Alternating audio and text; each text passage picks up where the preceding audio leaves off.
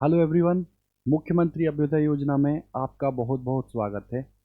देखिए, हम लोग का ईएम वेव चल रहा था और ईएम वेव के मैक्सिमम जितने भी टॉपिक थे वो सारे के सारे हमने डिस्कस कर लिए थे। देखिए, ये चैप्टर छोटा है। अगर सारे फॉर्मूलों को आप एक बार रिकॉल कर लें, नंबर ऑफ क्वेश्चंस अगर आप लगा लें, तो आपके डेफिनेटली सारे क्वेश्चन इस टॉपिक के सही हो जाएंगे। ठीक है। तो लास्ट क्लास में हमने ईएम वेव का जो आपसे डिस्कस किया था वो ये था कि हम अब देखेंगे कि ये जो ईएम वेव हैं, इनको यदि हम इनकी फ्रिक्वेंसी के आधार पर या इनकी वेवलेंथ के आधार पर अगर सीक्वेंस बनाएं तो एक हमको स्पेक्ट्रम मिलता है ना। एक क्या मिलता है हमको? स्पेक्ट्रम मिलता है इन्हीं ईएम वेव्स का, है ना। यही तो था। तो देखो, जो चीज़ें हमने डिस्कस की थी वो नॉर्मल केवल क्या थे? फॉर्मूले बेस ही थे। और जिस टॉपिक पे हम चल रहे थे उस टॉपिक को हम लोग बोल रहे थे क्या सर? तो उसकी बात हो रही थी तो उसको बोल रहे थे हम क्या? इंटेंसिटी। ठीक है। इंटेंसिटी बोल रहे थे। और इंटेंसिटी क्या हो रहा था? तो आप कह रहे थे एनर्जी पर यूनिट एरिया और पर यूनिट टाइम। ठीक है। इसको अगर मैं लिखना चाह रहा था तो ये आ रहा था हम लोग का एनर्जी अपॉन एक एनर्जी अपॉन टी क्या आ रहा था? पी। और ये निकल के क्या आ रहा था? ए।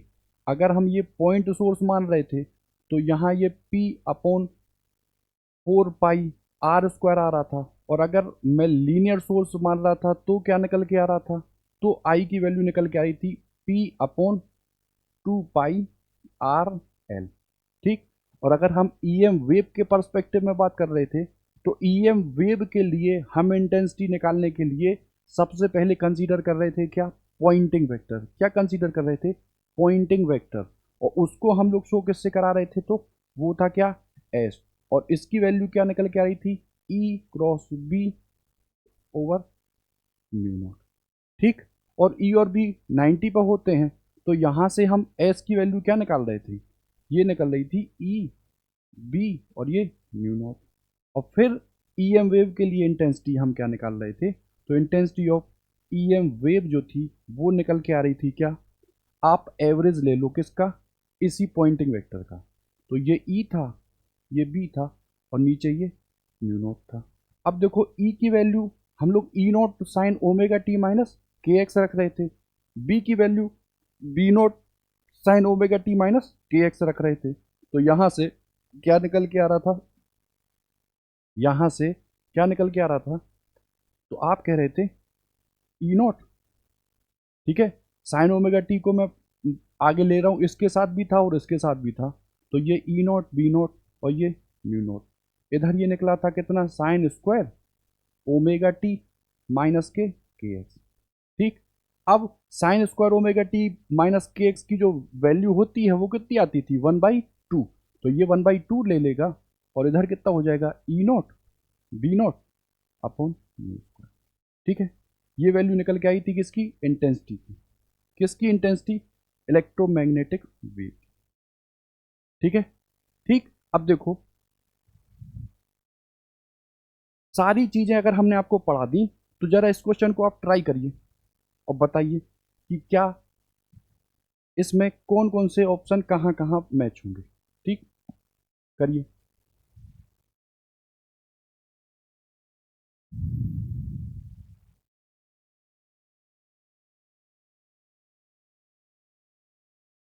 करिए।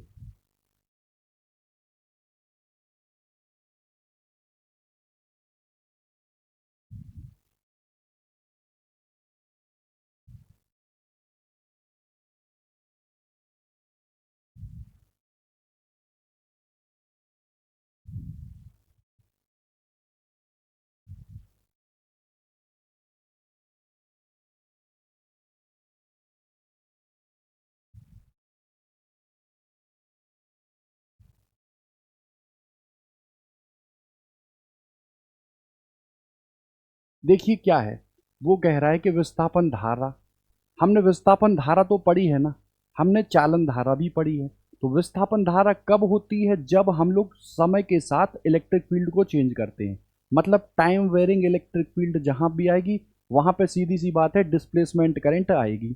उसके बाद हमने विस्थापन धारा घनत्व तो नहीं पढ़ा। फिर है सर ये ईडीएल और फिर ये है सर बीडीएल। ठीक है, तो इतना मुझे देख के बताओ कि अगर आईडी की मैं आपसे बात करता हूं तो आईडी निकल के क्या होता है, तो आप कहोगे ये आता है epsilon naught d by d t, और ये क्या निकल के आता फाई ई। ठीक, क्या यहाँ ऐसा कोई ऑप्शन दिया है? क्या यहाँ ऐसा कोई ऑप्शन दिया है? बताओ। इनमें ये है epsilon naught D E by d T है। क्या देखो D E by d T था, फिर क्या ये था, क्या ये था? अब बताओ इनमें से हम कौन सा ऑप्शन लगाएं कि हम लोग का आंसर आए। ठीक, मान लो ये था। अब आप कहोगे अगर फाई को हम बढ़ाते हैं तो ये डी बाई डी टी, और फाई क्या होता है, ई ए होता है। एप्सिलॉन नॉट ए अगर बाहर आ गया तो ये D E upon D T हो जाता। क्या ये दिया? देखो क्या ये दिया, तो आप कहोगे epsilon naught D E by d T ये दिया है। इसका मतलब एक तो मैच हो गया। ठीक, अब बताओ हमको ये नहीं पता, हमको सर ये पता है और हमको ये पता कैसे? तो मैंने आपको बताया था कि एक मैक्सवेल व्यक्ति थे, उन्होंने ऐसे 4 रूल दिए थे जिन रूल को कंसीडर करके हम पूरी की पूरी बिहेवियर जो था इलेक्ट्रोमैग्नेटिक वेव का उसको आराम से बता सकते थे, है ना। तो वो पहला इक्वेशन क्या था इनका, तो ये कहते थे कि आप ई डी एस उसको अगर लोगे तो वो क्या निकल गया, क्यू अपॉन एप्सिलॉन नॉट। ये गॉस का लॉ था ना कि हाँ इलेक्ट्रिक फील्ड में। दूसरे की बात करो तो आप सर फिर से क्या ले लो, बी, और यहाँ क्या ले लो, एरिया। ठीक है, और ये क्या निकल के आ रहा था, जीरो। ठीक है, ई ए ले रहे थे, एरिया देखो सरफेस एरिया में यहाँ एस ले रहा हूँ, वहाँ वो क्या लेता है, ए मतलब एरिया। थर्ड जो निकल के आ रहा था वो क्या था, वो क्या था अपना, तो थर्ड निकल के आ रहा था, ये निकल के आ रहा था D phi B over D T minus ये क्या जनरेट करता है, इंड्यूस्ड ईएमएफ। ठीक है, और इसी को मैं क्या कह रहा था, ई डी एल। ठीक है, और जो फोर्थ था वो था एम्पियर का सर्किटल लॉ, और वो एम्पियर का सर्किटल लॉ कहता क्या था, तो वो कहता था आपसे कि आप अगर क्या लेंगे, लाइन इंटीग्रल किसका, मैग्नेटिक फील्ड का, तो वो निकल के आएगा म्यू नॉट और आई।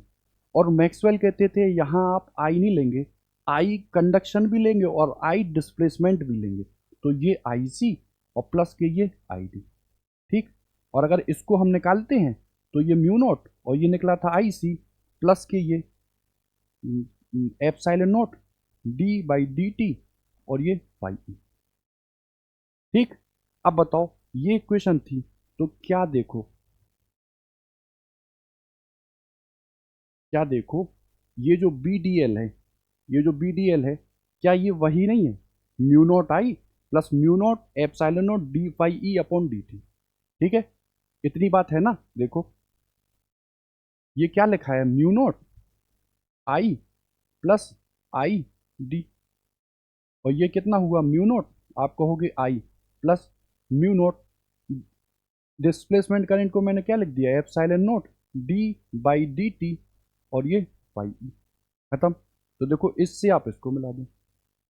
ठीक, अब आपने कहा ये इंड्यूस्ड ईएमएफ वाली चीज थी तो आपने इसको इससे मिला दी। ठीक है, अब बचा क्या, ये, तो इसका आंसर क्या हो जाएगा ये। ठीक है, अच्छा 5 ऑप्शन दिए। ठीक, तो आपको पता लगाना पड़ेगा ये आपको पता लगाना पड़ेगा क्या होगा। ठीक, तो यही होगा में से। क्लियर?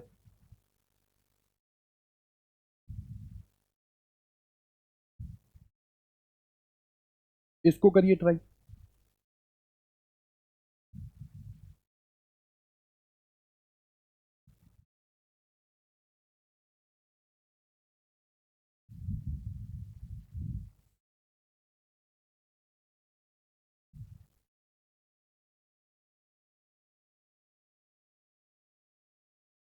देखो इन सारे क्वेश्चंस में आपने जो पढ़ लिया वो पूरा का पूरा एक डिब्बे में रिवाइज हो जाएगा आपका, है ना।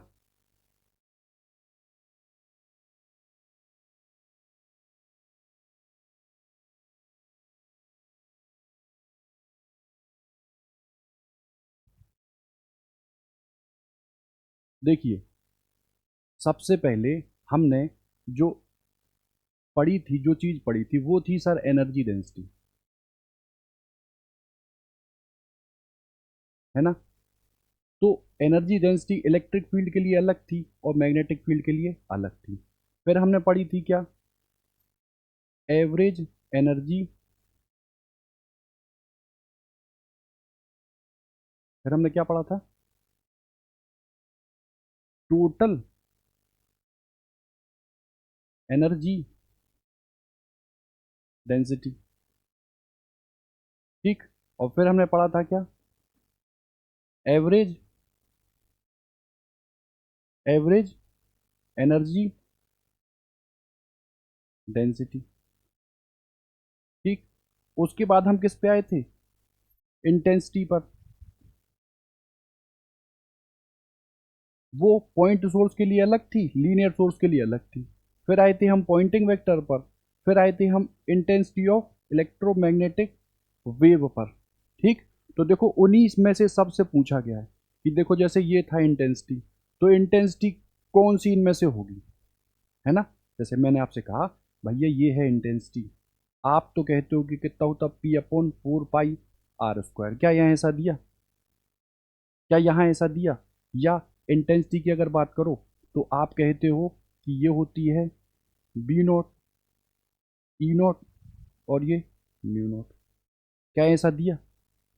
तो उन सारे फॉर्मूलों को आप रिकॉल करना, उसके बाद डिसाइड करना कि इनमें से कौन सी चीज़ होगी जो हमें इन ऑप्शंस को देगी, ठीक है। जैसे देखो मैंने मोमेंटम बताया था आपको, ये क्या आता था E/c। अब अगर मान लो ये कोई एक पृष्ठ है, यहाँ पे EM वेव गिरी और 100% एब्जॉर्ब हो गई तो क्या होगा, यदि इस पृष्ठ पर EM वेव गिरी और यहाँ से परावर्तित हो गई तो वैल्यू क्या होगी, बताया था ना, फोर्स के लिए बताया था, प्रेशर के लिए बताया था, है ना। तो उन सारे फॉर्मूलों को रिकॉल करना और फिर इसको ट्राई करना, ठीक है। जैसे देखो ये अपवर्तनांक क्या था, अपवर्तनांक क्या था, तो देखो हमने अपवर्तनांक के लिए भी बताया था। देखो ये रिलेटिव दिया है एप्सिलॉन आर म्यू आर, यहाँ देखो ये सी का गुणा हो रहा है total B0² upon 2 mu naught में। अब B0² अपॉन 2 म्यू नोट होता क्या है, ठीक है। तो वो एनर्जी डेंसिटी से रिलेटेड करेगा और उसके बाद फटाफट आप रिकॉल करके इसका आंसर निकालना, ठीक। इसी क्वेश्चन में आपके सारे जितने भी आपने फॉर्मूले पढ़े हैं वो सारे यूज हो जाएंगे, ठीक है।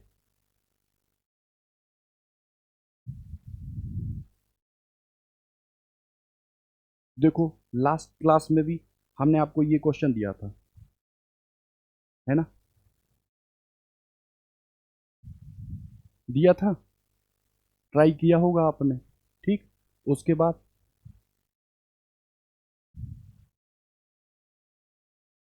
देखो मैंने आपको ये बताया था,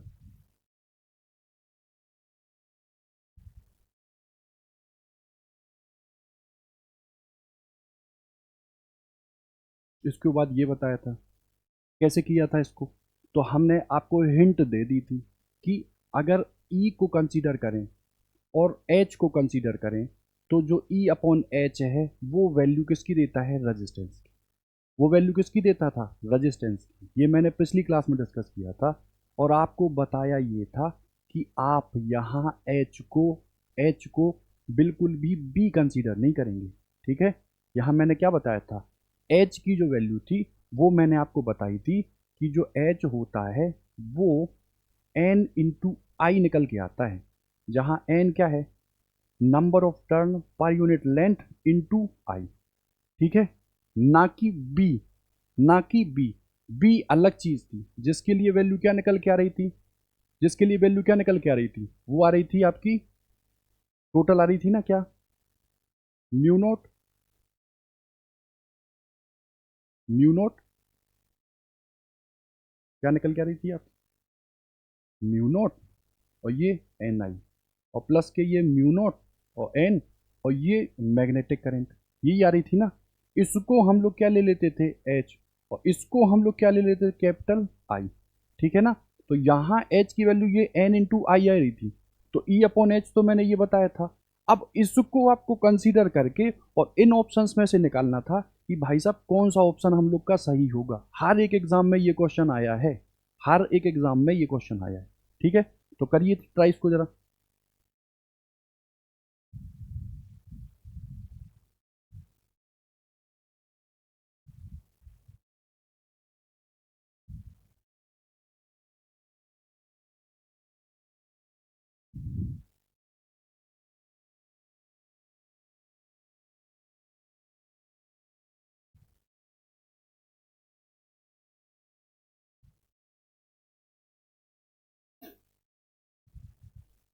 देखो, सारे के सारे में आपको इतना तो पता है ये E बराबर H नहीं हो सकता। क्यों?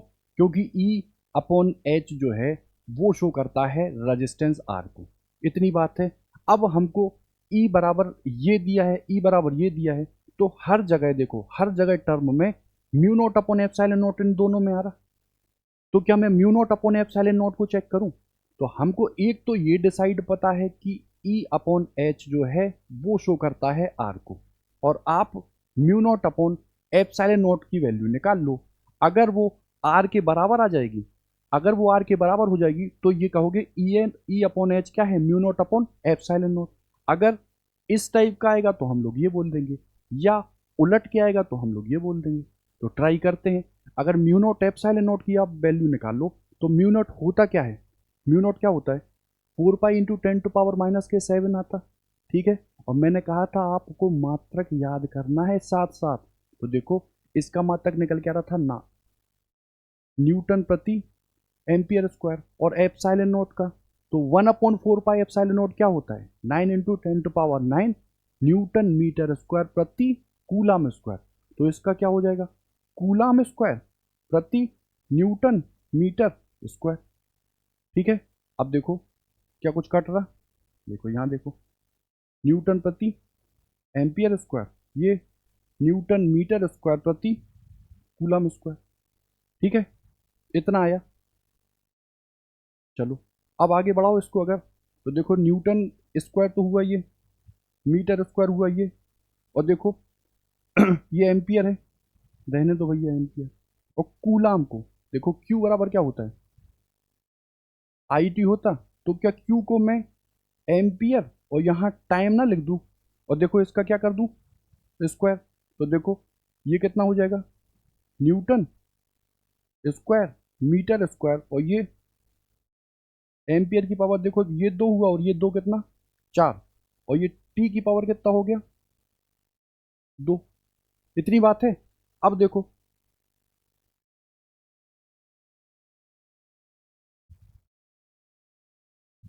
अब अगर डायमेंशनली देखो तो न्यूटन क्या शो करता है यार, सर फोर्स शो करता है ना। तो देखो, इसको क्या मैं M L T-2 लिख दूं।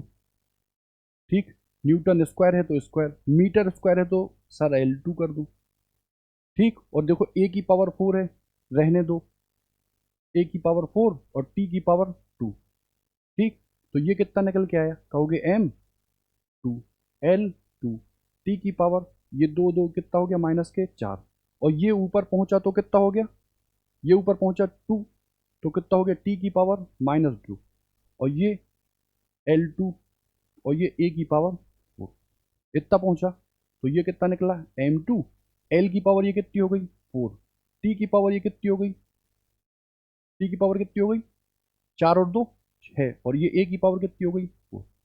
इतना हुआ। अब इसको ऑब्जर्व करके आप फटाफट ये बता दो, सर आर क्या होता है, तो कहोगे वी बराबर होता है आई आर। तो आर बराबर क्या होता है, तो सर वी अपॉन आई होता है, और वी क्या होता है, तो ई इंटू डी होता है, और ये नीचे कितना होता है, आई। अब एफ बराबर क्यू इंटू ई होता है, तो एफ बराबर क्या हो गया, ई बराबर एफ अपॉन क्यू हो गया। ये डी रहने दो और ये आई रहने दो। फोर्स क्या होता है, M L T-2। डिस्टेंस को क्या मैं एल ले लूँ, क्यू को क्या मैं आई टी के अकॉर्डिंग ए और टी ले लूँ। ठीक है, और ये आई के लिए क्या होता है, ए। इसको अगर करो तो ये ML2, ये टी की पावर -2। ठीक है, और ये टी की पावर और एक बन गया, तो ये टी की पावर -1 और ए की पावर -2। ठीक है, तो कितना आ गया ये, M L2 टी की पावर -3 ए की पावर -2, इतना आया। और सर हमारे पास अगर ध्यान से देखें तो इसका देखो, एक यहाँ था और दो यहाँ था, दो यहाँ था, चार यहाँ, -3 यहाँ, -6 यहाँ, और -2 यहाँ और 4 यहाँ। देखो ये ए की पावर ऊपर गया ना, तो ये -4, ठीक, और ये -4, ठीक है। तो कहीं ना कहीं ये जो है, ये क्या है ये क्या है, रजिस्टेंस की जो डायमेंशन है उसका क्या है, दुगना ही तो है, ठीक है। और ये निकल के क्या आ रहा था, ये निकल के क्या आ रहा था, ई अपॉन एच ही तो निकाला था हमने, ठीक है। ये मैंने क्या निकाला था, mu naught upon epsilon note बराबर आया था ना ये, ठीक है। और इसको क्या मैं लिख रहा था, ई अपॉन एच, यही तो लिख रहा था।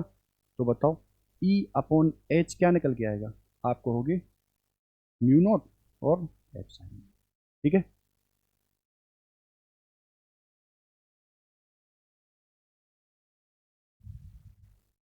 ठीक है, क्या निकल के आएगा, ई अपॉन एच बराबर under root mu naught upon epsilon naught, ठीक है। ध्यान देने वाली बात आप ये याद रखोगे कि एच जो है, एच जो है वो क्या है, एन आई है, ठीक है। बी अलग होता है और ये एच अलग होता है।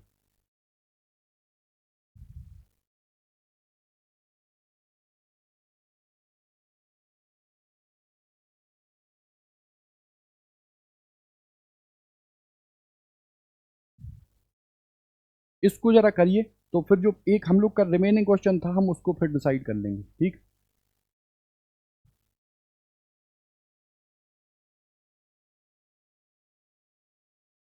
करिए।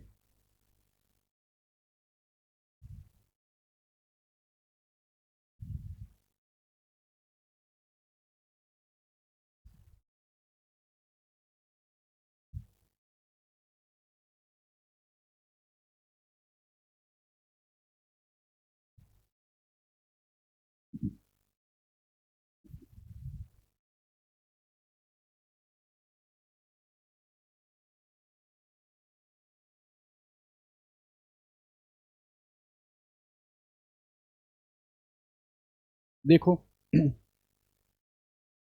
इलेक्ट्रोमैग्नेटिक वेव कोई है, देखो इलेक्ट्रोमैग्नेटिक वेव के एक बिंदु स्रोत है ना, मतलब पॉइंट सोर्स है, कि औसत निर्गत शक्ति 800 वाट है। सर वो कह रहा है स्रोत से 4 मीटर की दूरी पर वैद्युत क्षेत्र का अधिकतम मान बताओ। देखो वैद्युत क्षेत्र का अधिकतम मान तो सर ई नॉट होता। और अगर आपने पॉइंट सोर्स पढ़ाया है, तो पॉइंट सोर्स के लिए जो हम लोग की इंटेंसिटी निकलती है वो निकलती है पी अपॉन क्या निकलती है, ए, ठीक। और पॉइंट सोर्स है तो सर हम ये क्या ले लेंगे यहाँ पे, पी अपॉन ये पृष्ठ क्षेत्रफल 4 पाई r², इतना लेंगे। हमसे तो वो ई पूछ रहा, हमसे तो वो ई पूछ रहा, और हमको केवल ये पता है P/4 पाई r², मतलब मुझे पता है P/4 पाई r²।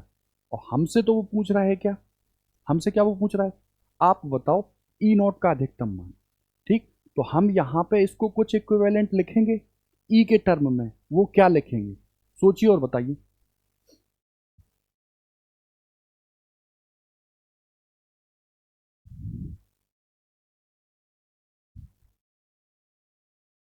देखो इसका एक फॉर्मूला निकल के क्या आया था, वो फॉर्मूला निकल के आया था E naught square upon 2 mu naught C, ठीक है।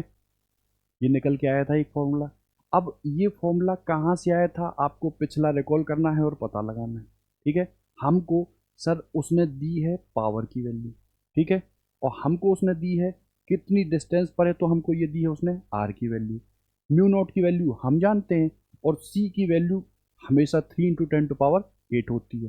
तो इससे क्या मैं ई नॉट स्क्वायर नहीं निकाल पाऊंगा, ई नॉट स्क्वायर बराबर, ठीक है, ये कितना हो जाएगा, मान लो इससे आपने इसको कितनी बार काट दिया, 2 बार, ठीक है। तो ये कितना निकल के आया, म्यू नॉट सी अपॉन, ठीक है, साथ में पी भी तो है, और ये कितना हो जाएगा 2 पाई r², ठीक। तो यहां से ये क्या निकलेगा, mu naught C P upon 2 pi are square. ये क्या की वैल्यू निकल रही है, ठीक। अब म्यू नोट की वैल्यू आप जानते हैं, 4 पाई इंटू 10⁻⁻⁷। सी की वैल्यू 3 इंटू 10⁻8। पावर उसने कितनी दी है, तो सर 800 वॉट। आगे आर की वैल्यू डिस्टेंस में कितनी दी है, 4 मीटर। इसको रख देना, इन वैल्यू को यहाँ रख देना, आपको क्या मिल जाएगा, ई नोट। ठीक, इनको ट्राई करना, मैं आपको बता देता हूँ ऑप्शन कौन सा सही है। तो आंसर हम लोग का निकल के आ रहा है 54.77। ठीक है, क्या निकल के आ रहा है, 54.77। ये याद करना है आपको कि ये आया कहाँ से, ये फॉर्मूला कहाँ से आया। पिछली क्लास में मैंने बहुत डिटेल में बताया था आपको। ठीक है, अब इसी पर आधारित वो क्वेश्चन जो हम लोगों ने पिछली क्लास में देखा था, ये है। ठीक है, करिए ट्राई।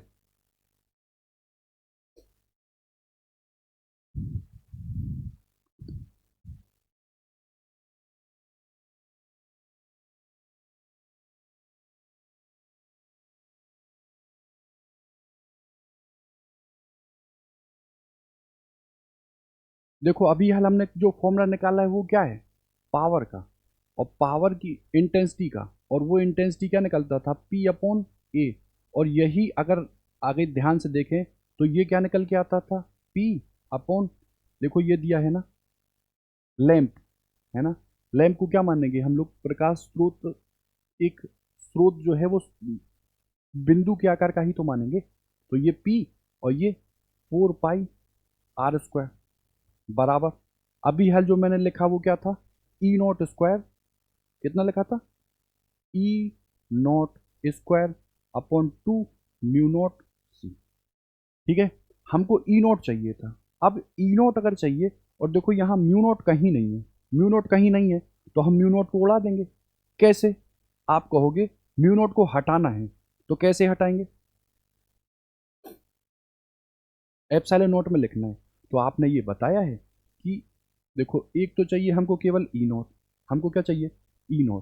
तो देखो अगर हम बात करें 1/μ0 एप्सिलॉन नोट, इसको हम लोग क्या बोलते हैं, C बोलते हैं। ठीक, तो 1/μ0 एप्सिलॉन नोट क्या हो जाएगा, C²। इतना ही तो होगा। तो क्या मैं म्यू नोट को C² एप्सिलॉन नोट ना कर दूं, ठीक है, C² P/4 पाई R²। ये क्या है, E0², रहने दो। ये 2 है, रहने दो। और इसको क्या मैं कर दूं, म्यू नोट को मैं क्या कर दूं, 1/μ0 को मैं क्या कर दूं, C² में। ठीक है, C² एप्सिलॉन, इतना कर दूं। ठीक, अब क्या करें,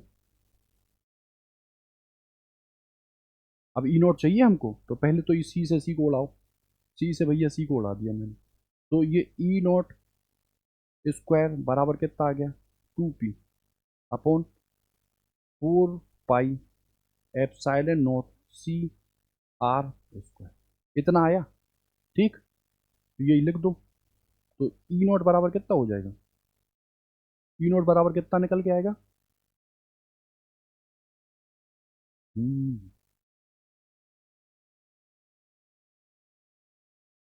देखो P0 तो नहीं है ना, P तो चलो ये है, अगर इससे इसको तुम काटोगे, देखो पहली बात तो ये नहीं आएगा, रूट में आएगा, तो ये हो सकता है, ये हो सकता है, या ये। ठीक, तो बताओ P0/4 पाई एप्सिलॉन नोट तो नहीं है, ये तो नहीं है। यहां पे हम क्या करें,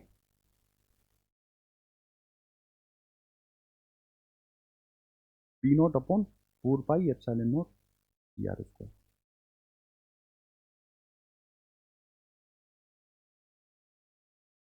ठीक है, ठीक है, ठीक,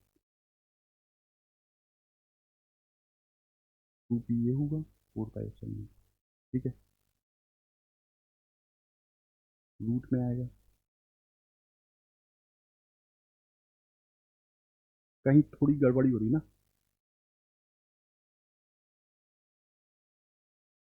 हमारे हिसाब से क्या आएगा, अंडर रूट के अंदर आएगा ये, है ना। तो ये आएगा 2p/4 एप्सिलॉन नॉट CR²। ठीक है, ऑप्शन नहीं, कुछ गड़बड़ हो रहा है यहाँ पे, थोड़ी बहुत मिस्टेक हो रही। ठीक, इसको ट्राई करना, बिल्कुल वैसे ही लगेगा, है ना, जो हमने फॉर्मूला आपको बताया है वैसे ही रीअरेंज करके हम लोग आंसर लाएंगे। ठीक है, और इसको ट्राई जरूर करना, ये भी आया हुआ क्वेश्चन है। ठीक है,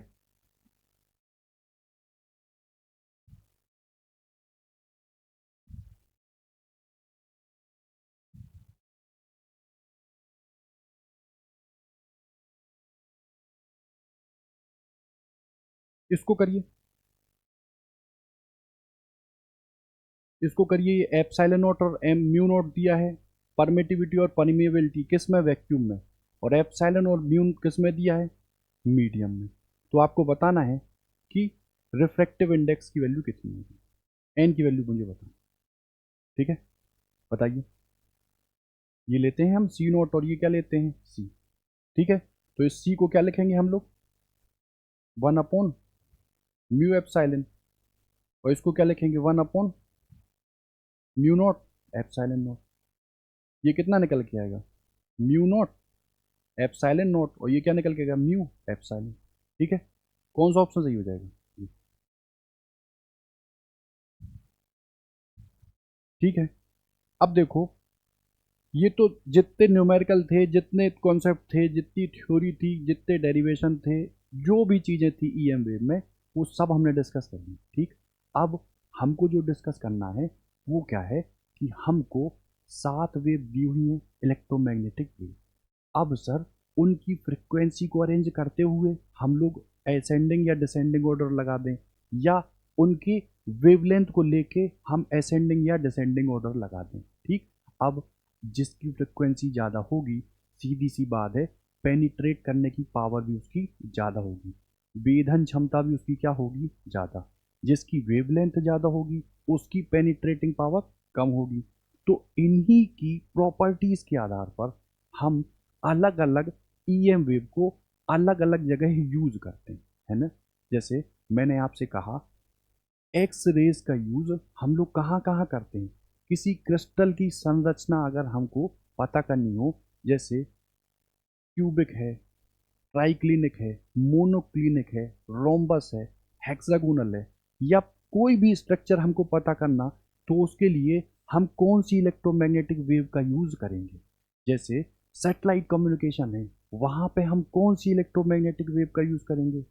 टेलीकम्युनिकेशन है, वहां पे हम कौन सी वेव का यूज करेंगे।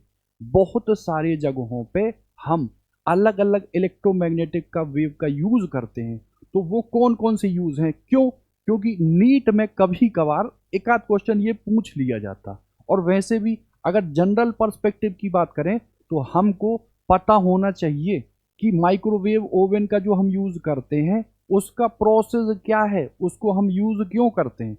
ओजोन लेयर है, वो हमको बचाती है काहे से, कौन सी रेस से, सूर्य से आने वाला जो इलेक्ट्रोमैग्नेटिक वेव का स्पेक्ट्रा है, उसमें कौन सी ऐसी किरण है जो अगर ओजोन लेयर ना रोके तो वो हम पे बहुत जबरदस्त खतरनाक प्रभाव डालेगी, है ना। तो इन सब चीजों का हम लोग को पता होना जरूरी है। तो देखो, हमने आपको बताया था कि आप बस इतना याद कर लो कि एक गेम होता है जिसको बोलते हैं रमी, ठीक, और लक्स, क्या बोलते हैं,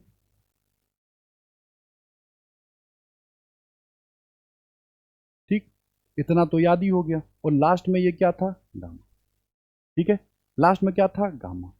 तो ये तो था एक सीक्वेंस, रमी लक्स गामा, है ना, रमी लक्स गामा। तो ये आर किसको शो कर रहा था, आप कहोगे ये था रेडियो वेव, ये था आपका माइक्रो, ये था आपका माइक्रो वेव, ये था आपका इंफ्रा रेड, ये था आपका लाइट वेव, ठीक। और ये था क्या, विजुअल लाइट, दृश्य प्रकाश। और हमने आपको इसको कोरिलेट करने के लिए क्या बताया था, एल। एल मतलब क्या है, लाइट। और लाइट यहां कौन सी, कौन सी, तो आप कहोगे दृश्य प्रकाश, विजुअल लाइट। इधर बात करो तो ये क्या था, अल्ट्रा वायलेट, ठीक। ये था आपका एक्स रे और ये था आपका गामा रे, ठीक है। क्या था?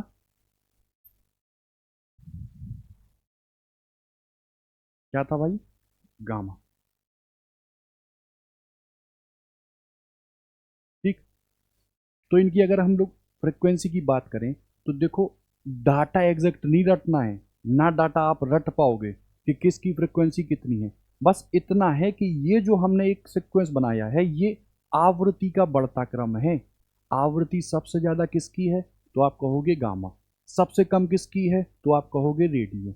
आवृत्ति और इसकी लैम्डा की अगर बात करो तो हम लोग जानते हैं क्या, वी बराबर एन लैम्डा, और यहाँ हम कंसीडर सी करते हैं तो सी बराबर क्या होगा, एन लैम्डा। इसका सीधा सा मतलब क्या निकला, एन जो है वो लैम्डा के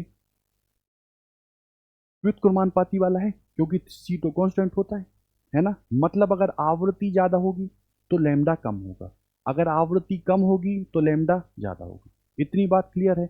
अब इनकी इंडिविजुअली वैल्यू क्या क्या होती है, इनकी इंडिविजुअली वैल्यू क्या क्या, तो यदि ये 10⁻20 से पार निकल जाए, ठीक है, इधर आओ तो सर ये 10⁻18, इधर आओ ये 10⁻16, फिर ये 10 आओ 14, फिर इधर ये कुछ वेरी करता है तो 10⁻11 12, ठीक। इधर आओ तो ये 10⁻9, ये 10⁻5 से लेके, ठीक। और इधर आओ तो ये 10 ठीक, ये 10⁻9 से वेरी करता हुआ निकलेगा, ठीक। तो ये कुछ सीक्वेंस होता है किसका, आवृत्ति का। किसका होता है, आवृत्ति का। अब हमको एग्जैक्ट डाटा रटने की तो जरूरत नहीं है कि किसका कम होता है किसका ज्यादा, क्यों, क्योंकि वो अगर मुझसे पूछेगा कि अगर आप बताओ यू वेव यानी कि अल्ट्रा वायलेट वेव, ठीक, और वो आपसे कह देगा मान लो रेडियो, ठीक, या वो आपसे कह देगा एक्स रे, ठीक, और वो कहेगा ये है लैम्डा 1, ये है लैम्डा 2 और ये है लैम्डा 3, घटता या बढ़ता क्रम बताओ, तो आप कहोगे अल्ट्रा वायलेट रे, रमी लक्स जी, रमी लक्स जी में ये क्या आता था, यू, यू पे आता था ना। तो देखो ये अल्ट्रा वायलेट, फिर आता था रमी, तो रेडियो वेव यहाँ आता था, और एक्स रे यू के बाद आता था ना। तो एक्स रे की जो फ्रिक्वेंसी है वो ज़्यादा है, तो लैम्डा क्या होगा, कम, लैम्डा क्या होगा, कम।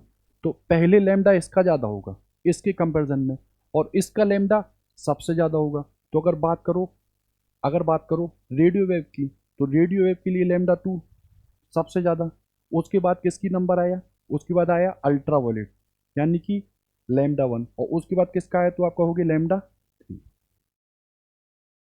ठीक है। ये वैल्यू है, ठीक। अब वो इन्हीं में से कुछ पूछ लेगा, हम तो वो आप बता चुके हैं, नंबर ऑफ आप क्वेश्चन लगाएंगे आपको खुद क्लियर हो जाएगा।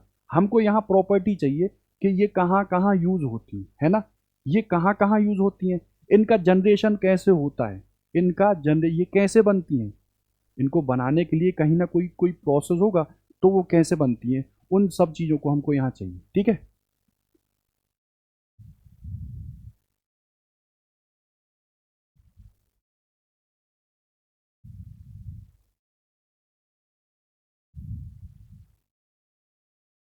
ठीक, तो देखते हैं पहला, पहले को क्या बोलते हैं हम, रेडियो वेव, ठीक है।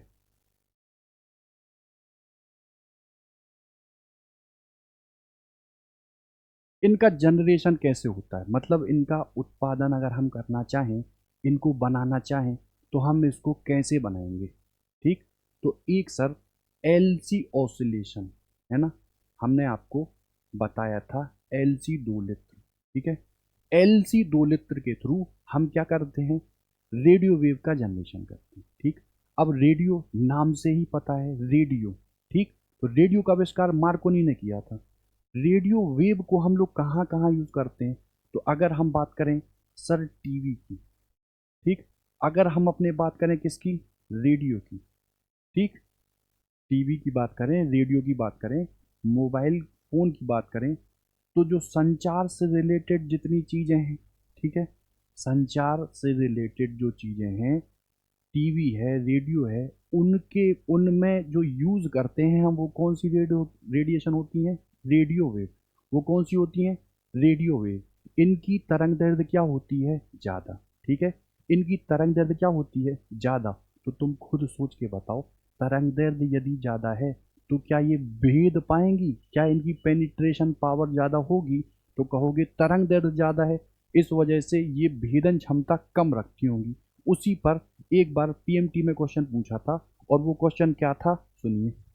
वो था, रेडियो तरंगें किसी इमारत के चारों ओर विवर्तित हो जाती हैं। कोई इमारत है, वहां हमने रेडियो वेव डाली तो वो विवर्तित हो गई, उसका कारण क्या है? तो वो कह रहा था, आगे कह रहा था, जबकि प्रकाश किरणें नहीं होती हैं। तो प्रकाश किरणें तो रेडियो के बहुत आगे आती हैं, लाइट वेव ये आती हैं, है ना? तो रीजन क्या था? तो इसमें रीजन कहेगा कि जो रेडियो तरंगों की जो तरंग दैर्ध्य लैम्डा है, वो क्या है?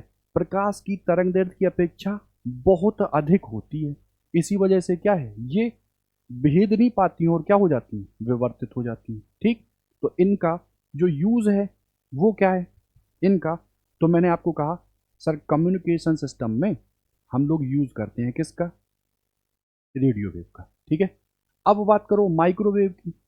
तो माइक्रोवेव का जनरेशन कैसे होता है ना? माइक्रो का मतलब क्या है यहाँ? सूक्ष्म। ठीक, इंफ्रारेड का मतलब क्या है? अवरक्त।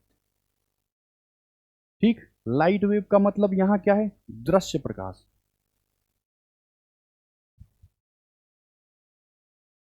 ठीक, अल्ट्रावायलेट का यहां क्या मतलब है?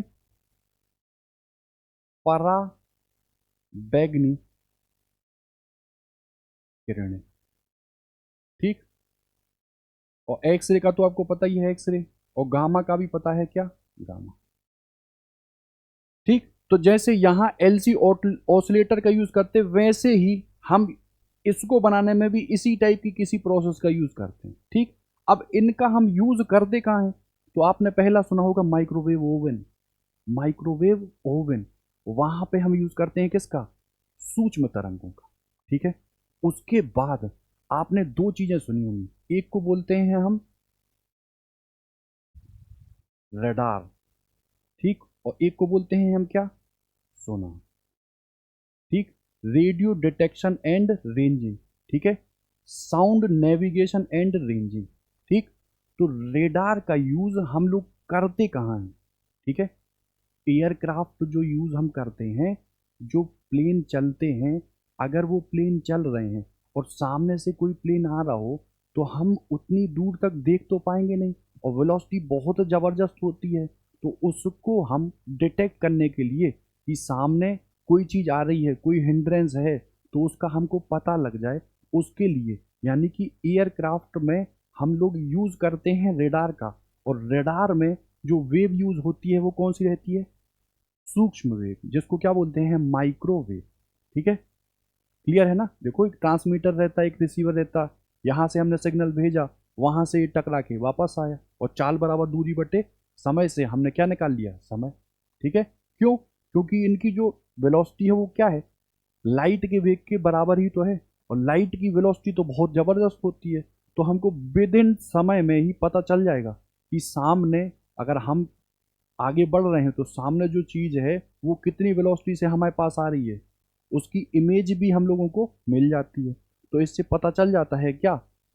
इससे पता क्या चल जाता है कि कोई चीज़ कितनी दूर है या कोई चीज़ कितनी पास है।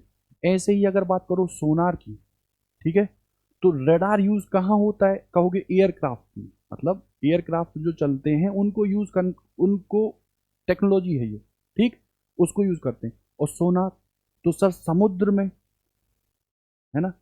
समुद्र में चीजें जो रहती हैं, पनडुब्बी जैसे है, वहां से हम क्या भेजते हैं? सोनार, साउंड नेविगेशन एंड रेंजिंग। तो साउंड के थ्रू पता चल जाता है कि समुद्र में कौन सी चीज है, कितनी तेजी से वो आ रही है, या कितनी तेजी से वो किसी स्पेसिफिक बिंदु से दूर जा रही है। ठीक, तो यहां हम किसका यूज करते हैं? माइक्रोवेव। ठीक है, तो ओवन में तो करते ही है। अब आपको सोचना है कि माइक्रोवेव ओवन की प्रोसेसिंग होती क्या है ना? हम जो ओवन यूज करते हैं उसकी प्रोसेसिंग क्या है? ठीक, फिर आता है तीसरा, फिर आता है तीसरा जिसको बोलते हैं हम अवरक्त, ठीक है, इंफ्रारेड। तो इसको हम जनरेट कैसे करते हैं? तो with the help of heat, ठीक, हीट यानी कि ताप जहां भी होगा वहां पे इनका जनरेशन होगा, ठीक है। इसी वजह से इनको हम लोग क्या बोलते हैं? ऊष्मीय तरंग, ठीक, ऊष्मीय तरंगे। तो जब ये ऊष्मीय तरंगे हैं तो इनका हम यूज करेंगे, हम इनको ऐसे ही तो जाने नहीं देंगे। तो आपने वर्ड सुना होगा क्या? Green house effect. तो ग्रीन हाउस इफेक्ट क्या है? तो ये हीट रखती हैं, ये ऊष्मीय अपने पास एक क्षमता रखती हैं। तो एक हम खुद का, हम कह लो आर्टिफिशियल एक एनवायरनमेंट बनाते हैं। उस एनवायरनमेंट में हम इन वेव का यूज करते हैं। जैसे कहीं ठंडा है या कहीं गर्म है, तो अगर ठंडी ठंडी है और हमको कोई गर्म वाली चीज चाहिए, मतलब इंडिविजुअली वेजिटेशन करना, तो वेजिटेशन में ठंड के समय अगर हम गर्मी चाहते हैं, तो इंडिविजुअली वेजिटेशन करने के लिए हम इन्हीं वेव का यूज करके और क्या करेंगे, वो एक सराउंडिंग डेवलप कर लेंगे, ठीक है। तो ये हो गया क्या? इंफ्रारेड। अब आपने सुना होगा नाइट विजन, है ना, नाइट विजन कैमरा, है ना। रात के समय अगर आंखों को नहीं दिख रहा, तो ये भी प्रेडिक्ट करते हैं कि किसी चीज का मूवमेंट हो रहा, कहाँ हो रहा, कैसे हो रहा है, प्रेडिक्ट करके और बता देते हैं। तो ये तो यूज है किसका? अवरक्त। बहुत सारी जगहों पे यूज होता है। आप देखिए, यहाँ तो स्पेसिफिक ही मैं समझा पाऊंगा, तो नहीं तो सबके अलग अलग 15-15 यूज हैं। तो जितने मेन मेन यूज हैं उनको आप सुनते चलिए, क्वेश्चन लगाते चलिए, आपका क्लियर हो जाएगा, ठीक। जैसे मैं कह दूं टीवी सिग्नल जो है वो किससे रिलेटेड, आप कहोगे लाइट वेव, नहीं आप कहोगे रेडियो वेव। मैं आपसे कहूँ राडार, राडार के लिए जो यूज होता है वो कौन सी रेज यूज होती है, तो आप कहोगे कौन सी, कौन सी? एम, एम मतलब माइक्रोवेव, ठीक है। मैं आपसे कहूँ नाइट विजन जो कैमराज हैं उनके लिए किसका यूज करते हैं, तो आप कहोगे इंफ्रारेड, ठीक। ऊष्मीय तरंगें किनको बोलते हैं, तो आप कहोगे इंफ्रारेड, ठीक है। एक एटमोस्फियर क्रिएट करने के लिए हम लोग किसका यूज करते हैं, जहां इंडिविजुअली हीट वाली चीज हो, तो किसका यूज करते हैं? इंफ्रारेड, ठीक। ऐसे ही बात करो दृश्य प्रकाश की, तो दृश्य प्रकाश में हमने आपको बताया था विबग्योर, ठीक,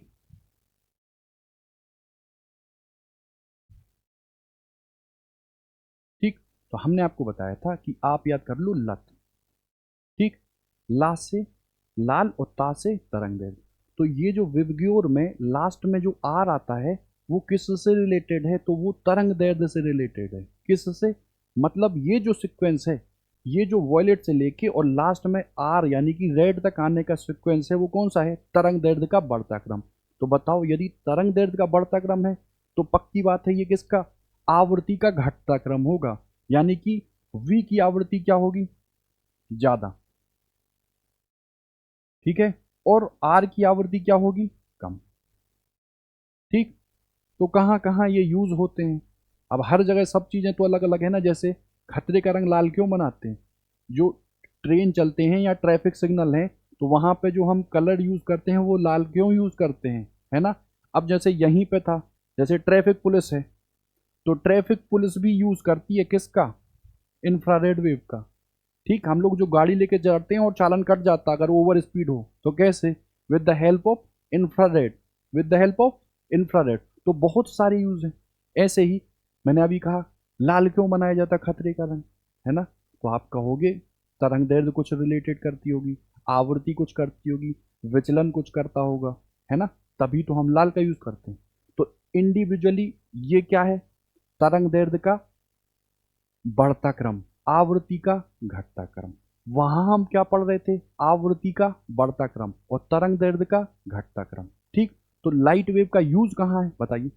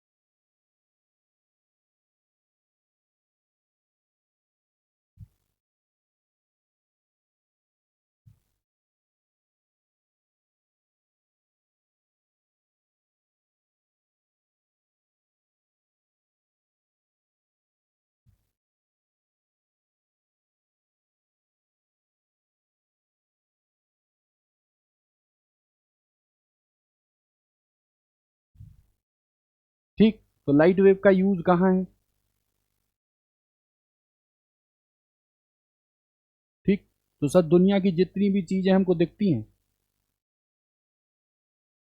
उनको देख कैसे पाते हैं? With the help of light. ठीक। जितने भी हम यूज करते हैं, जैसे ये कैमरा है, या मान लो दर्पण है, या दर्पण छोड़ो, लेंस है, या जो सूक्ष्मदर्शी है या दूरदर्शी है, जितने भी ऑप्टिकल इंस्ट्रूमेंट हैं, क्या यूज होता है उनमें? Light wave. ठीक है, क्या यूज होती है? Light wave. तो जो ये सुंदर सा संसार दिख रहा है, वो विद द हेल्प ऑफ क्या दिख रहा है? लाइट। ठीक है। तो 10 प्रकार का क्या यूज है ये? अब इनको आप देख लेना। लाल की तरंग दैर्ध्य ज़्यादा, वॉलेट की तरंग दैर्ध्य कम। ठीक। भेदन क्षमता बताओ किसकी ज़्यादा होगी? वॉलेट की। क्यों? क्योंकि आवृत्ति इसकी क्या है? ज़्यादा। सबसे कम भेदन क्षमता किसकी होगी? आर की। क्यों? क्योंकि इसकी तरंग दैर्ध्य क्या है? ज़्यादा। अब इसमें नेक्स्ट क्या था? Rummy lux. तो एल तो हो गया, अब आ गया क्या? अल्ट्रावॉयलेट।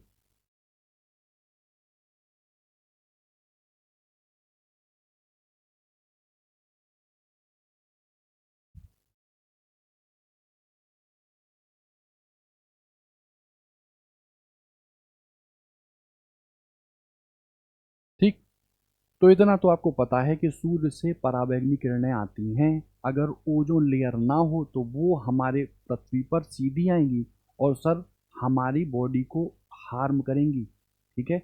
उनको बचाने के लिए कुदरत ने ही कह लो कि ओजोन लेयर का क्या किया है? निर्माण। तो ये हार्मफुल किरणें हैं, लेकिन इनको हम अपनी सुविधा के हिसाब से कुछ ऐसा कर सकते हैं कि ये हमको क्या दें? बेनिफिट दें। जैसे आपने सुना होगा RO। ठीक है, रिवर्स ऑस्मोसिस। हमने बताया होगा आपको UV, है ना? अल्ट्रावायलेट प्रोसेस यूज करके आप जीवाणुओं को मार दो। काहे के? वाटर के। तो वाटर का प्यूरिफिकेशन करने के लिए RO जो हम यूज करते हैं, अब वो आता है UV एडवांस या कुछ भी XYZ। तो वो क्या यूज करता है? अल्ट्रावायलेट रेडिएशन का ही तो यूज करता है। और किनको मार देता है? हानिकारक जीवाणुओं को। तो देखो ये एक अच्छा काम भी तो कर रहा है ना। जैसे हमने कहीं पे मान लो फिंगरप्रिंट चाहिए हमको, या मान लो कोई नकली दस्तावेज है और हमको उसने, सामने वाले ने हमको बताया कि ये ओरिजिनल है, तो उसका प्रिडिक्शन पता करने के लिए हम क्या यूज़ करते हैं? अल्ट्रावायलेट रेस का। ठीक है, अल्ट्रावायलेट रेस का। तो बहुत सारे यूज़ हैं अल्ट्रावायलेट रेस के भी, है ना? अल्ट्रावायलेट रेस के भी बहुत सारे यूज़ हैं। ठीक। अब नेक्स्ट बात आती है तो किसकी? किसकी आती? लक। तो फिर क्या आती है? एक्सरे। ठीक है। तो एक्सरे क्या है? तो सबसे पहले तो बचपन से सुनते आ रहे हैं सर, चिकित्सा विज्ञान में भी हम लोग यूज करते हैं किसका? एक्सरे का, है ना? आवृत्ति ज्यादा होती है, तेजी से भेदती है। ठीक है। अवशोषित होती है, कह लो किसमें? हड्डियों में। ऊतकों में कम होती है, जबकि हड्डियों में ये अवशोषित ज्यादा होती है। तो कहीं क्रैक का पता अगर हमको लगाना हो तो कौन सा यूज करते हैं? एक्सरे। क्या यूज करते हैं? एक्सरे। और कोई उदाहरण एक्सरे का है? और कोई उदाहरण जो आप लोग जानते हो एक्सरे का?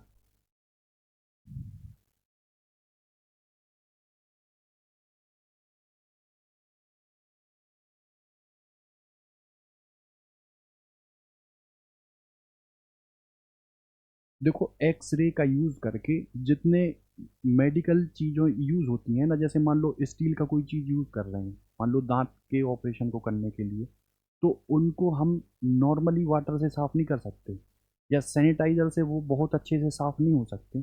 तो उनको सही से साफ़ करने के लिए भी हम क्या यूज़ करते हैं? एक्सरे का।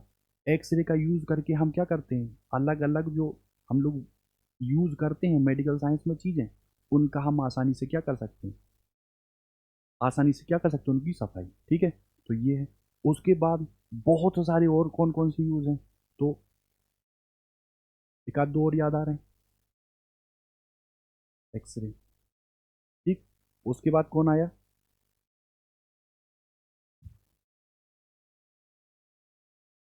ठीक। तो ये हो गया, उसके बाद ये हो गया, अब क्या बचा? गामा।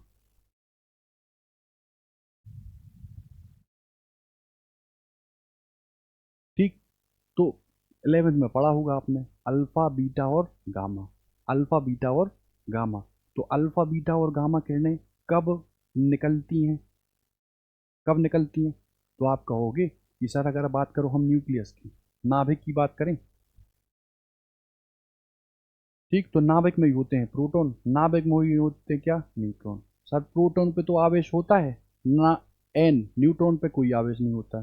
तो बहुत जब हैवी न्यूक्लियस होता है, जैसे आप यूरेनियम ले लो, आप थोरियम ले लो, उनके जो प्रोटॉन होते हैं वो क्या होते हैं, बहुत अधिक। जैसे मैं आपसे कहूँ, आपने 92 यूरेनियम 235 ले लिए, ठीक है, या मान लो थोरियम ले लिया, या बहुत बड़े बड़े आपने क्या ले लिए, नाभिक। तो बताओ, प्रोटॉनों की अधिकता नहीं होगी, और प्रोटॉनों की अधिकता होगी तो अनस्टेबिलिटी होगी। क्यों? क्योंकि प्रोटॉन प्रोटॉन एक दूसरे को रिपल्सन देंगे, और अधिकता होगी प्रोटॉन की, रिपल्सन होगा। क्यों? क्योंकि स्टेबिलिटी गेन करना है इनको। स्टेबिलिटी गेन करने के लिए ये अपने आप खुद ब खुद रेज निकालते हैं, और वो रेज क्या कहलाती हैं, अल्फा, बीटा और गामा। तो यहाँ हम बात कर रहे हैं किसकी, गामा की। तो गामा रेज कहाँ से निकलती हैं? तो कहोगे न्यूक्लियस। क्यों? क्योंकि अनस्टेबल होते हैं, हैवी न्यूक्लियस। वो स्टेबिलिटी गेन करने के लिए क्या निकालते हैं, हाई फ्रिक्वेंसी की क्या, गामा रेज। क्या निकालते हैं, हाई फ्रिक्वेंसी की गामा रेज। तो गामा रेज यूज भी होती है किनको, बड़े बड़े न्यूक्लियस को तोड़ने के लिए भी, ठीक। उसके बाद इसकी फ्रिक्वेंसी बहुत ज़बरदस्त होती है। तो जो मेडिकल साइंस है, मेडिकल साइंस है, वहाँ पे भी यूज़ होता है। जैसे बॉडी में कहीं ग्रोथ जो है सेल्स की, वो बहुत ज़्यादा हो रही, नॉर्मल जो होनी चाहिए उससे भी बहुत ज़्यादा हो रही। तो उसके लिए हम लोग क्या करते हैं, टारगेटेड चीज़ लेंगे।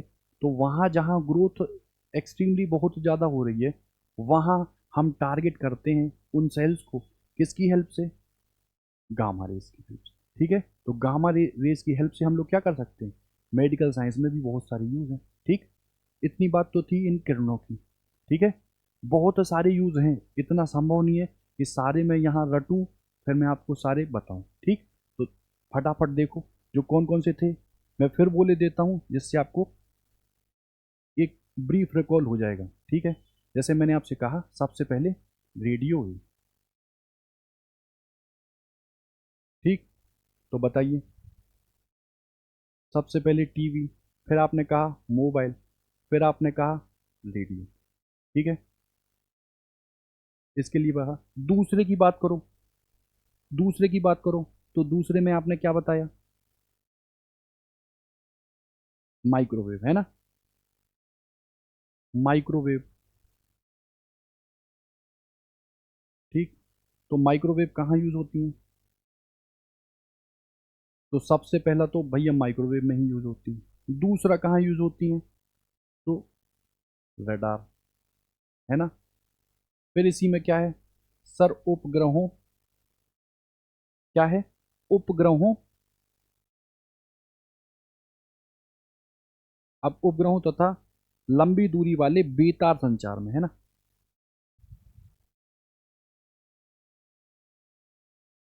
लंबी डिस्टेंस वाले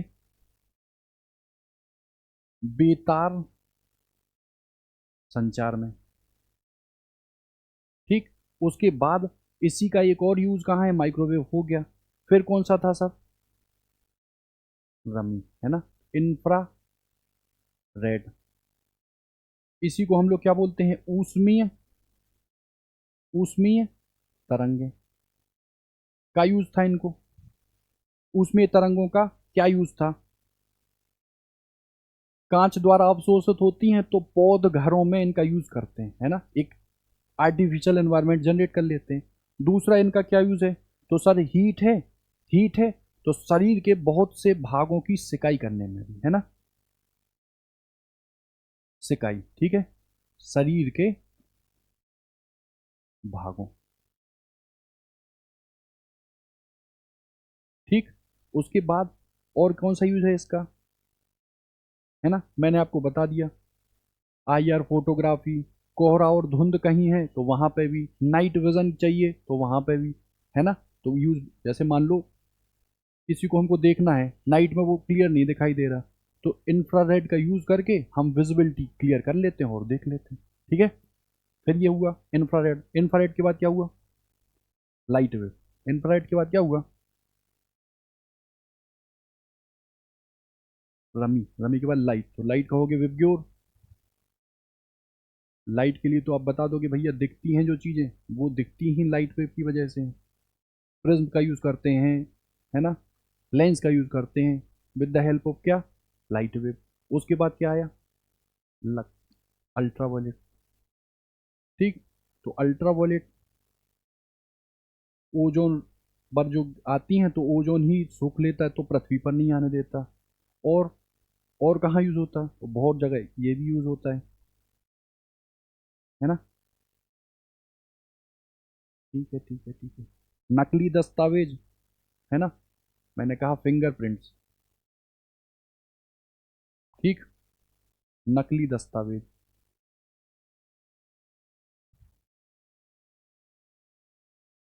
ठीक, और भी बहुत सारी चीजें हैं, क्या कह रहा है ये, खाने की वस्तुओं के संरक्षण, है ना, मतलब फूड प्रोसेसिंग जब होती है तो वो काफ़ी समय तक चले, उसके लिए भी हम लोग क्या यूज़ करते हैं, अल्ट्रावायलेट रेज की टेक्नोलॉजी का। ठीक है, कीड़े मारने के लिए भी यूज़ करते हैं, प्रकाश संश्लेषण में भी यूज़ होती है। ठीक है, सॉरी, हाँ ठीक है, अल्ट्रावायलेट। फिर आया क्या, एक्सरे, है ना, तो एक्सरे किस में है, आप कहोगे एक्सरे का बात करो तो मेडिकल एप्लीकेशन तो है ही। ठीक है, हड्डियों का पता, मतलब कहीं कोई जॉइंट पे क्रैक रैक तो नहीं है। ठीक है, कोई मान लो कोई अपनी बॉडी में मूल्यवान वस्तु रखा है, उसका पता लगाने के लिए, या मान लो किसी ने कोई मेटल खा लिया तो वो कहाँ है बॉडी में, उसका पता लगाने के लिए, है ना, किसका यूज करते हैं, एक्सरे का। और लास्ट जो थी वो क्या थी, गामा रेस। क्या थी, गामा।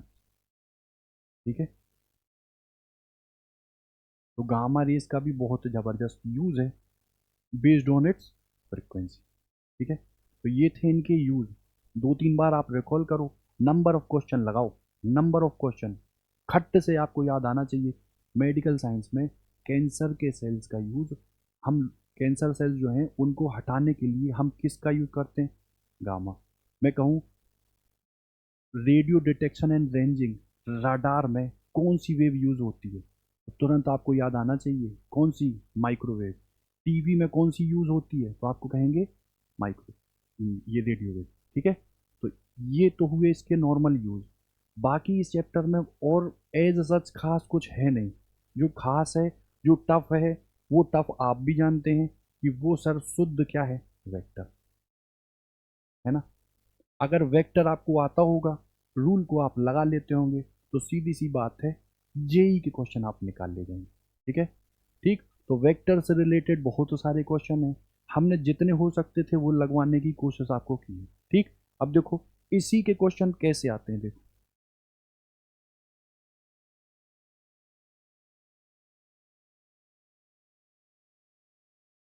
बताओ।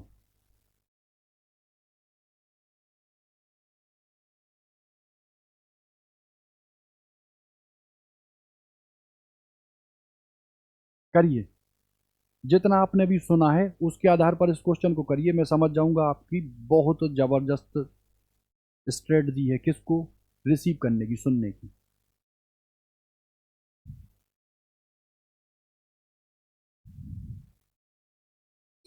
देखो कह रहा है लैम्डा वन है, होगा, किसी वेव की तरंग दैर्ध्य होगी। सर जल शुद्धि यंत्रों में कीटाणुओं को मारने के लिए प्रयुक्त की जाती है। आप बताओ, अगर तरंग दैर्ध्य लैम्डा है, ठीक, तो वो कह रहा है तरंग दैर्ध्यों को पढ़ो पहले। वैद्युत चुंबकीय तरंग दैर्ध्य अलग अलग है, lambda one, lambda two, lambda three. ये होती है दूरदर्शन संचार सिस्टमों में, ये होती है लैम्डा थ्री पृथ्वी को गर्म रखने में, और फिर बताना है उस स्पेक्ट्रम का नाम, और फिर उनको उनकी तरंग दैर्ध्य के आधार पर घटते क्रम में हमको रखना है। ठीक है, तो याद करो, जल का शुद्धिकरण कर रहे हैं, अल्ट्रावायलेट रेज गिरा रहे हैं और जीवाणुओं को पूरी तरह खत्म कर दे रहे हैं। तो ये तो हुआ क्या, अल्ट्रावायलेट रेज। ठीक है, दूरदर्शन संचार सिस्टम पहले ही बताया, रमी। आर से क्या था, रेडियो वेव, रेडियो वेव में हम क्या यूज करते थे, दूर संचार दर्शन संचार, तो ये क्या हुआ, रेडियो वेव। ठीक, फिर आया पृथ्वी को गर्म, तो हीट तरंगें कौन सी होती हैं? इंफ्रारेड। इंफ्रारेड इनका जनरेशन ही काहे से होता है? हीट से। तो धरती को गर्म करने के लिए हम किसका यूज करते हैं? इंफ्रारेड। ठीक। अब आप कहोगे सर हमने पढ़ा है रमी, लक्स और ये गामा, इतना पढ़ा। ये क्या था? आवृत्ति का बढ़ता क्रम। ये क्या था? आवृत्ति का बढ़ता क्रम। तो हमको बताना है तरंग दैर्ध्य का घटता क्रम। तरंग दैर्ध्य का घटता क्रम तो पहली कौन सी ले लेंगे हम? यूवी। तो ये भाई साहब यूवी, ये रेडियो और ये इंफ्रारेड। ठीक। तो पहले क्या आ जाएगा? रेडियो, फिर कौन आ जाएगा? इंफ्रा, और फिर कौन आ जाएगा? अल्ट्रावायलेट। ठीक। ये हुआ काय का? आवृत्ति का बढ़ता क्रम। तो तरंग दैर्ध्य का घटता क्रम कौन सा हो जाएगा? आर, ग्रेटर देन इंफ्रारेड और ग्रेटर देन अल्ट्रावायलेट। ठीक है, हुआ। तो वहां सुने रहो, यहां करते रहो। ठीक। बताओ और।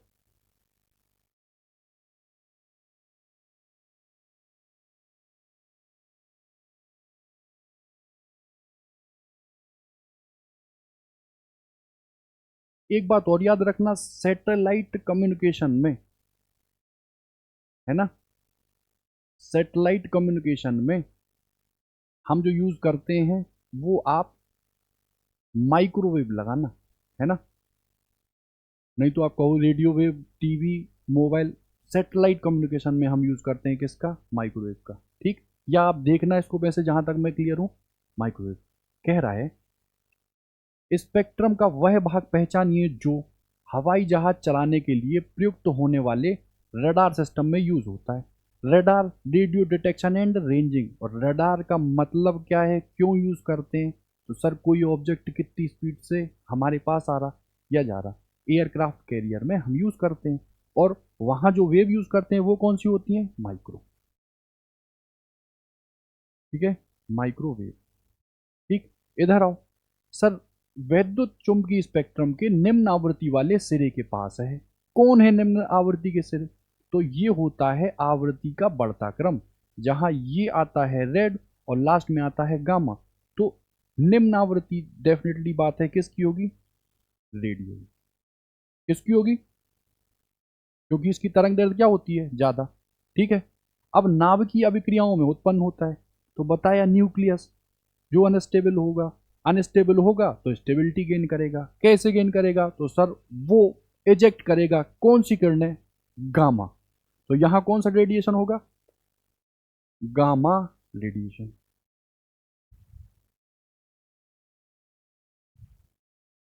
ठीक। फिर कह रहा है सर उच्च चाल वाले इलेक्ट्रॉनों द्वारा धात्विक लक्ष्य की बमबारी, है ना। तो बताया सर ऊतकों को नहीं भेद पाती हैं, हड्डी को भेद देती हैं, है ना। हाई इलेक्ट्रॉन की जो वेलोसिटी है उसको अचानक से किसी मेटल के थ्रू हमने रोक दिया, तो वो कब यूज करते हैं? उसका यूज कब करते हैं? तो यहां यूज होता है किसका? एक्सरे का। किसका यूज होता है? एक्सरे का। ठीक।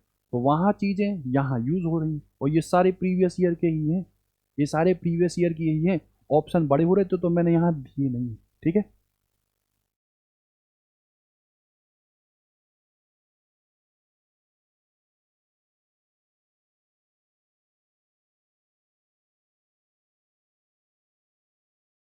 बताइए इसको।